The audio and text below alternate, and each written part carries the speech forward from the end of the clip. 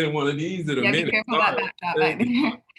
All right. First up, we're going to start with Brandon Sudge and then Charles Odom. Hey, Eric, I wanted to ask you about your 40, obviously, and your speed. I mean, I followed your journey ever since you came out of high school, and you've always been known for your speed. How, what type of emotions do you have when you see it kind of pay off now? When you see it pay off to an NFL opportunity, when it all started as a track kid at Eastside High School? Oh man, it's just amazing to where like people finally seeing like my speed for sure. To where like they finally acknowledging it, like just not pushing aside, doing all this stuff. Like now they actually see like I'm really that fast. So it's amazing.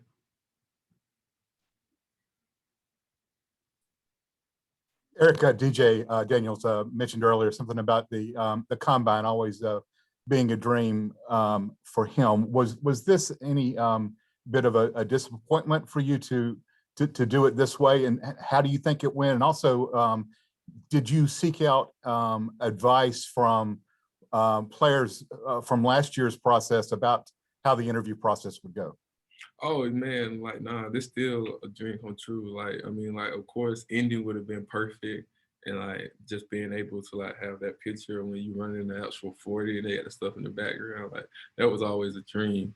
But still, I'm still here on pro day. I still got scouts. I still got a chance to reach my dream. That's even amazing. I mean, like that's still even better. It's just still good. And then of course, like I hit up Jr.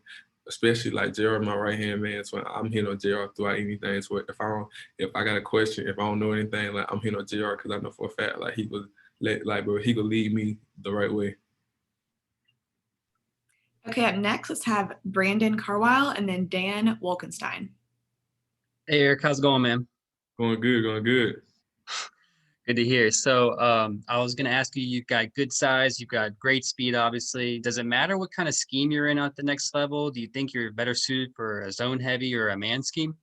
Nah, like pretty much, it's like it doesn't matter what scheme I'm gonna be in, cause like again, this on my 4th year playing true DB, so you can throw me in any type of scheme, and I'm going to pretty much try to adapt the best way I can. So like it might be a little rough edges from the start, but once I get it, I'm gonna be pretty much good to go.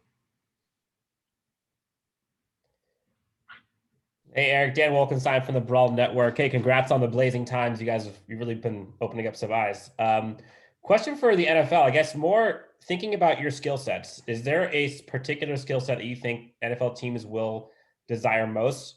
And then where do you see yourself stacking with the rest of the corners in this draft? Pretty much with the second part, like I pretty much just believe like I'm one of the best. Where like if like I'm just trying to solidify that it's like I'm not that underrated. To where like I got some type of buzz with me. To where I need some type of respect. That's all I'm asking for. But it is what it is. You know, I'm used to being that underdog. I'm used to being all that like that stuff. So it ain't nothing new. And can you repeat the first part? And the first part was just what's the skill set that you think NFL teams will want the most that you have? Pretty much just pretty much my speed, my length, pretty much I'm athletic to it. Like it doesn't matter. Like everything else I'm gonna work on. I'm going to continue to grow as a player and as a person. So like this all that could be even better. Great. All right. Up next, let's have Mike Griffith and then Chip Towers.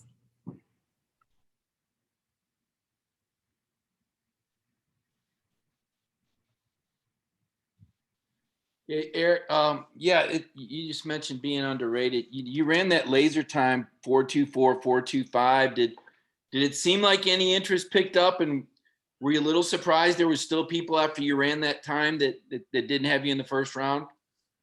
There's no surprise there. You already know, like I'm always the underdog. I love that underdog role. So keep me as an underdog, keep doing all this stuff. You know, I'm totally fine with it because I know at the end of the day. Pretty much like how they say, the cream will rise to the top. So eventually I'm a rise. Did you ask yourself if you needed 3 or 4 pick sixes instead of 2 this season? Or when you reflect back, what do you think they're seeing, or what do you think you got to improve at that next level? I know for a fact that I got to improve my ball skills. Today, like, I mean, all the speed, all that little stuff is great.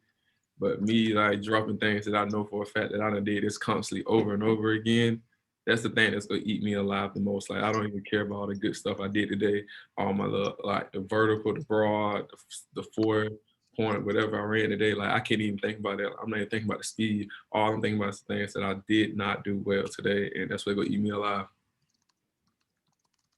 Eric, you come from a team at Georgia that has a lot of speed on it, and you guys have always sort of, it seemed like, keep it to yourself as who's the fastest guy.